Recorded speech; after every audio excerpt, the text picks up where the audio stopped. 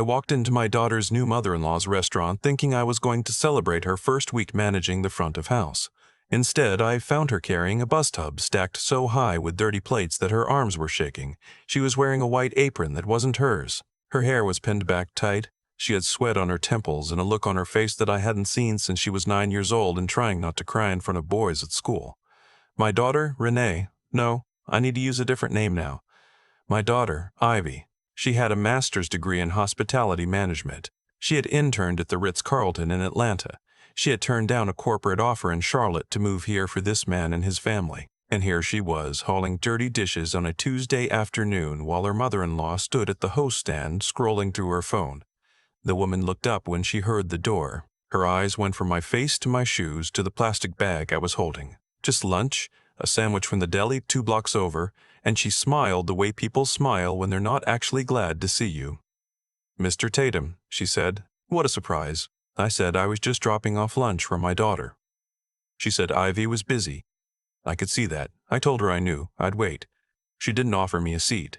I stood near the host stand and watched my daughter carry that tub to the kitchen. I watched her come back out and wipe down a table with a rag, moving fast, head down, efficient.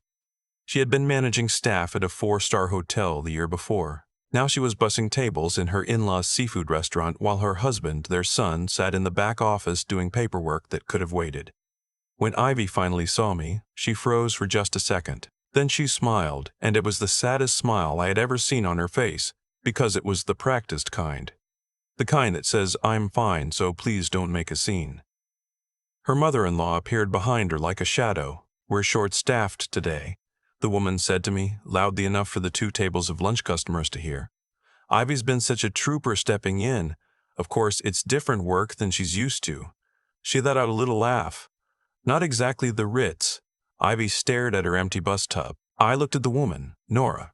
That's what I'll call her. Nora, who wore pearls to lunch service and kept her nails done, and had never, in the 4 years I had known her, once acknowledged that my daughter had a college degree, let alone a graduate one. "Ivy's done this before," I said. Nora said. "I'm sure." That was it, that little sound. Like she was agreeing with a child who had just told her the sky was green. I looked at Ivy. She gave me the smallest shake of her head, a plea. Let it go. I turned around. I walked out of that restaurant. I stood on the sidewalk in the sun with her sandwich still in my hand, and I called my attorney. His name is James, and he has known me for 22 years, and when I told him what I needed him to start pulling together, he went quiet for a moment and then said, "Are you sure?" I told him I was very sure. What Nora did not know, what my son-in-law had apparently never told her, what my daughter didn't even fully understand yet, was that I did not retire from the restaurant business 5 years ago because I was tired. I retired because I had sold enough. My name is August Tatum. I spent 34 years in the food service industry, starting as a dishwasher at 17 in a diner outside of Macon, Georgia. I worked every station in a commercial kitchen. I managed 2, then 3, then eventually owned my own. Over time, I acquired others. I sold the last restaurant group, 7 locations across Georgia and South Carolina, to a regional hospitality corporation for a number that made my accountant laugh out loud on the phone. I kept the real estate. I always kept the real estate, including the building that housed Nora's restaurant. She had been leasing it from a property management company for 11 years. That company was a subsidiary of a holding company. That holding company was mine. She had no idea. My daughter had no idea. And I needed to keep it that way for a little while longer, because Ivy was not going to let me help her if she thought I was doing it for her. She would see it as charity. She would see it as interference. She had her mother's pride, and that was both her best and most frustrating quality. I needed her to see the truth herself first. What I did not know yet, standing on that sidewalk with her sandwich in my hand, was that the truth was much worse than I thought. I drove to Ivy's apartment that evening. Her husband, whose name I will call Conrad, was not there. He was still at the restaurant. He was always at the restaurant, she said, which I thought was interesting given that he had not been in the dining room once during the hour I stood watching. Ivy made tea she didn't drink. She sat at her kitchen table with her hands around the mug and looked at the window. I asked her how long. She said, "How long what?" I said, "Don't do that with me." She was quiet. Then, since we got back from the honeymoon, his mother said they needed help restructuring the floor service. She said it would be temporary. That was 14 months ago. 14 months. My daughter had been bussing tables and refilling water glasses and apologizing to difficult customers for 14 months, while her hospitality management degree sat in a frame in the hallway of their apartment. I asked if Conrad knew. She laughed. Not a real laugh. He says his mother needs to feel in control. He says once she trusts me, she'll hand things over. He says I have to earn it. She picked up her tea and put it down without drinking. He said the same thing at month 3, and month 7, and month 11. I asked if she was happy. She looked at me then, really looked at me, and for a moment she was 12 years old again, sitting in the waiting room at her mother's oncologist and trying to hold it together. "I love him, Dad," she said.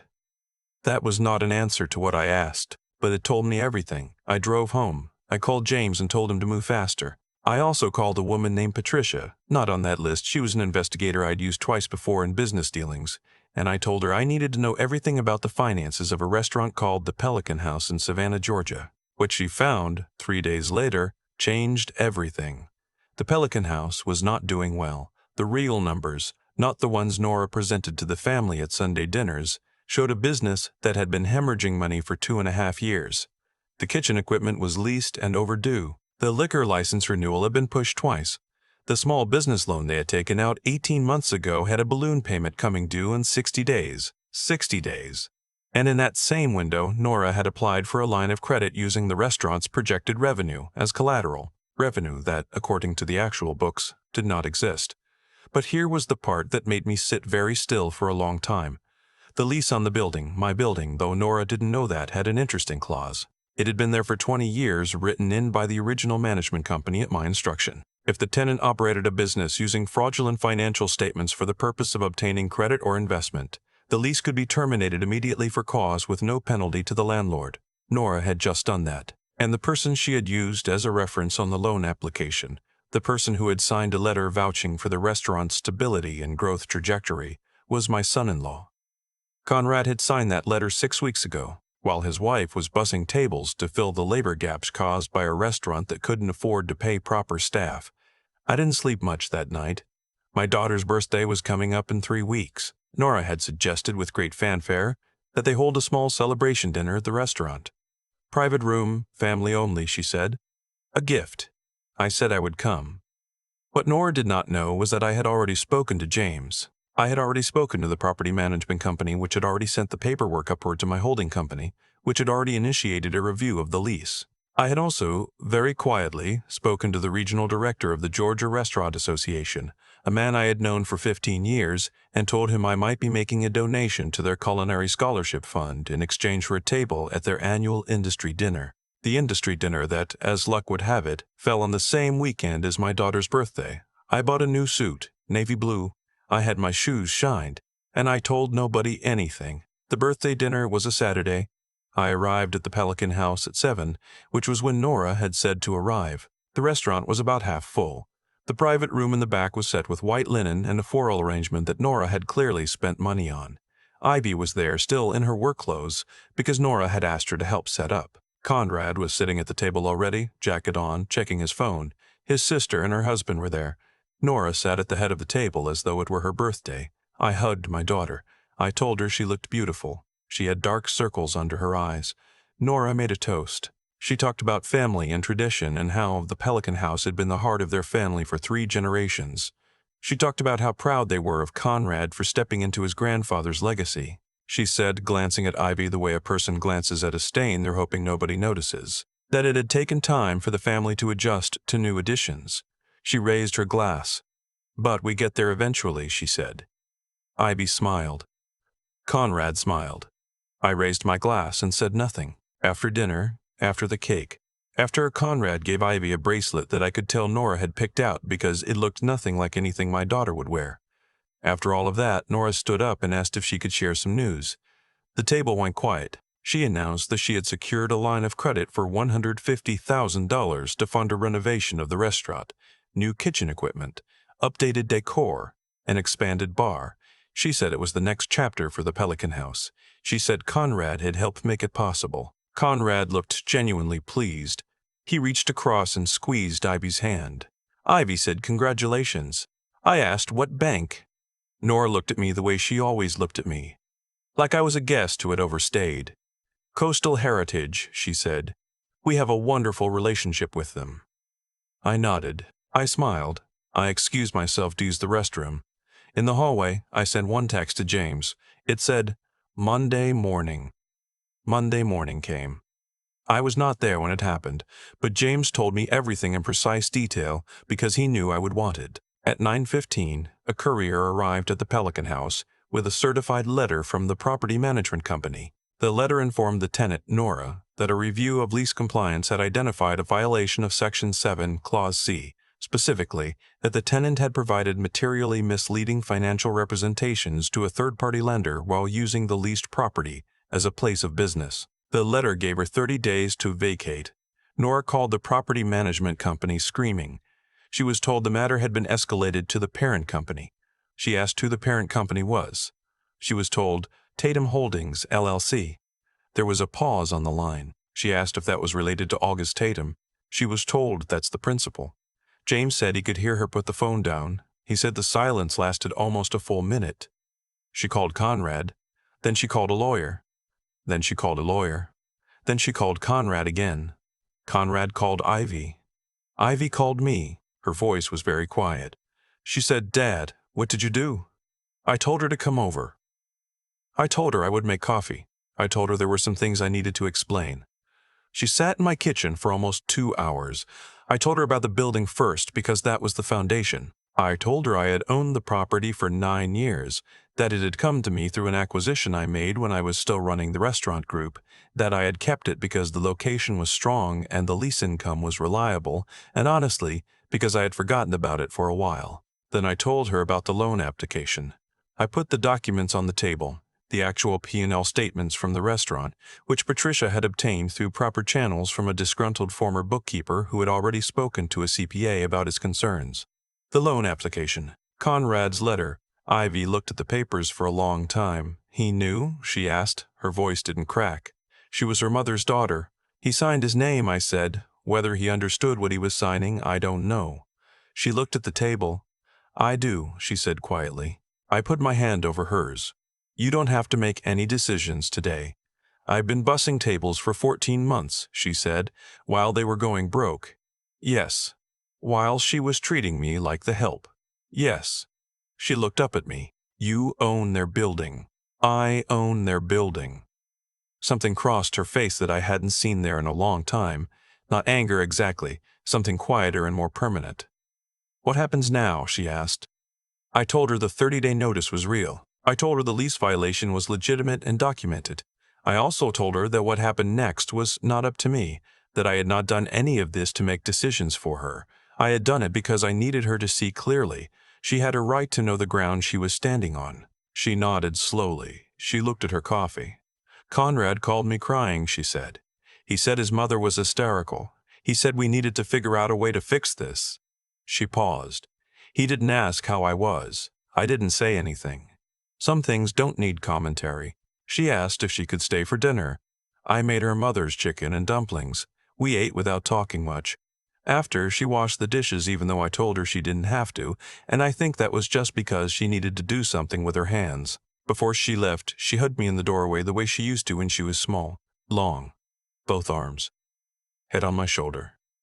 I would have helped you, she said, if you'd asked. You didn't have to hide it from me. I said I know. I said I wasn't hiding.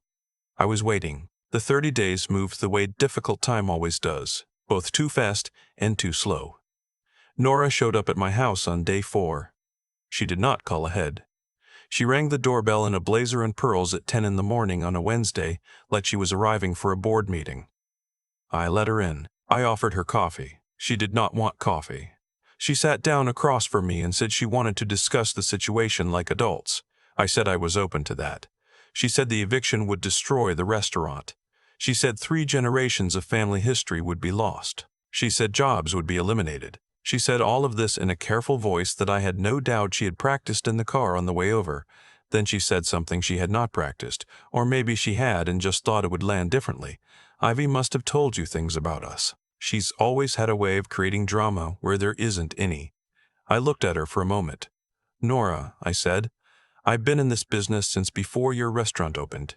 I found the lease violation because I do quarterly reviews. Your daughter-in-law had nothing to do with it. She pivoted. She said surely there was something we could work out. A new lease structure. Additional time. Maybe a partnership arrangement. I told her I would consider any reasonable proposal. She left. I did not have any intention of offering her a partnership, but I wanted her to feel like there was a door because people who feel cornered do unpredictable things, and I was not finished yet. On day 11, Conrad came. He was alone. He looked like he hadn't slept in a week. He sat in my kitchen, the same chair his wife had sat in, and he looked at his hands. He said he was sorry. I asked him what he was sorry for. He was quiet for a while. For the letter, he said finally. I didn't fully. He stopped, started again. My mother said it was just a formality. She said the numbers were close enough. Close enough to what? I asked. He didn't have an answer. I leaned forward. Your wife has a graduate degree in hospitality management, I said. She managed a team of 22 people at a 4-star property. She came here because she loves you. And for 14 months, your mother has had her bussing tables while you sat in that office and told her it was temporary. He looked at the wall. I'm not your enemy, Conrad, I said. I'm a man who watched his daughter disappear a little bit more every time I saw her, and I want to know what you're going to do about it. He said he didn't know. I told him that was the most honest thing he'd said since he walked in. I didn't offer him coffee either. I walked him to the door.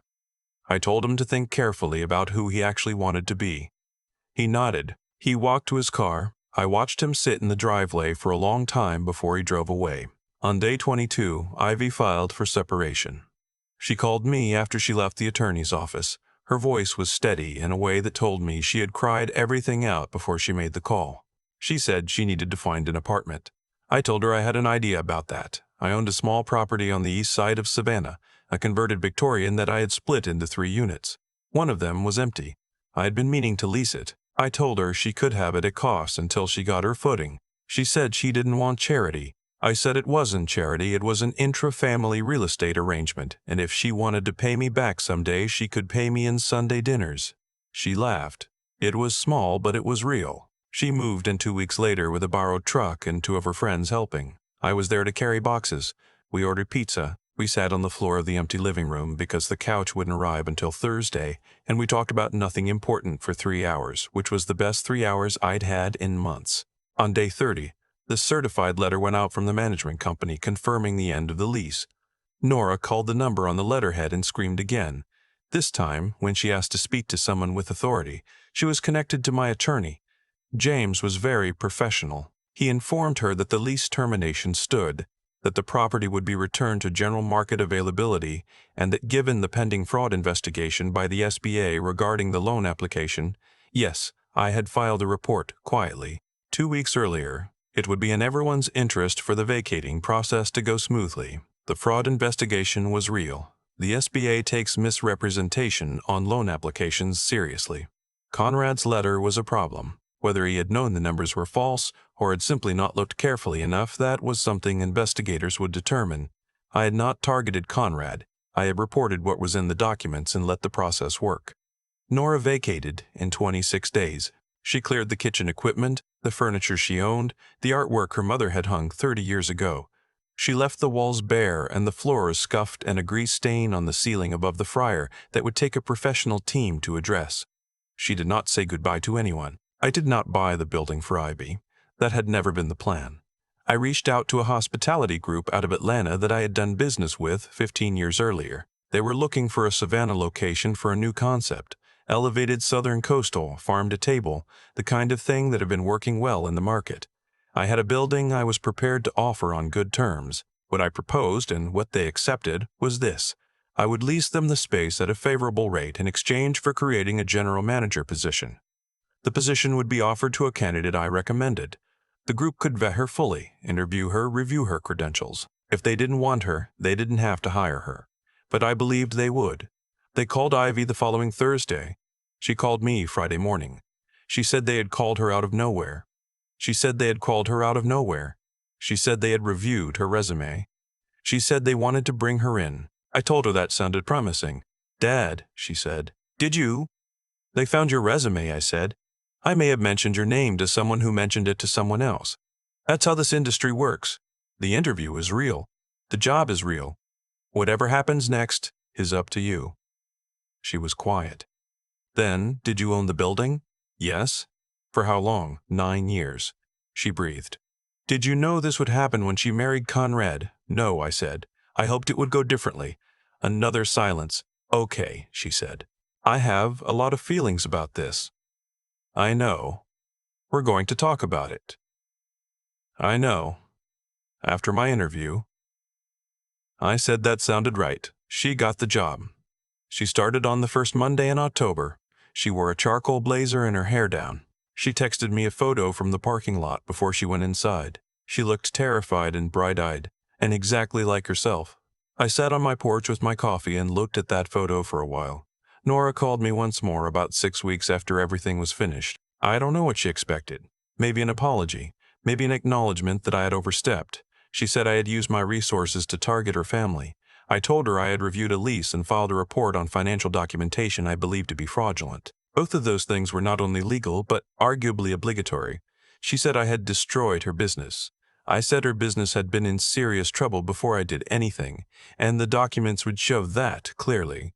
She said I had broken up her son's marriage. I told her that her son's marriage had been in trouble for a while, and I suspected she knew that. There was a long silence. She hung up.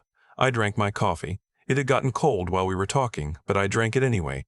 There is something people do not understand about men like me. Men who worked their way up from nothing, who spent years invisible, who learned to move quietly because quiet movement is efficient.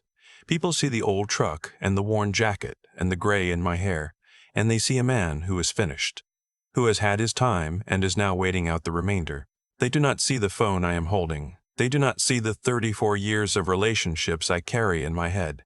They do not see the buildings. I have cleaned out grease traps at 3 in the morning. I have mopped floors in restaurants that had not yet opened and restaurants that were about to close, and I learned every single thing I know about this business from the ground up. Every system I understand because I was once the man operating it. Every shortcut that saves money, every code violation that costs more than it saves, every lease clause that protects or exposes. I know all of it because I lived all of it. Nora saw a retired man who showed up with a sandwich in a plastic bag. She did not see the landlord. I do not need her to understand now. Understanding came too late to matter for her. But I think about the people who are moving through this world the same way she moved through it, looking at the people around them and deciding who matters and who doesn't, based on what they're wearing, what they're driving, whether they have a title or a reservation or the right last name. They are making a very expensive mistake. My daughter manages a dining room now. She has a staff of 18. Last month, her general manager review came back with the highest marks the group had ever given at an opening location. She called me when she got the news and she was trying to sound professional about it, and I could hear her smiling through the phone.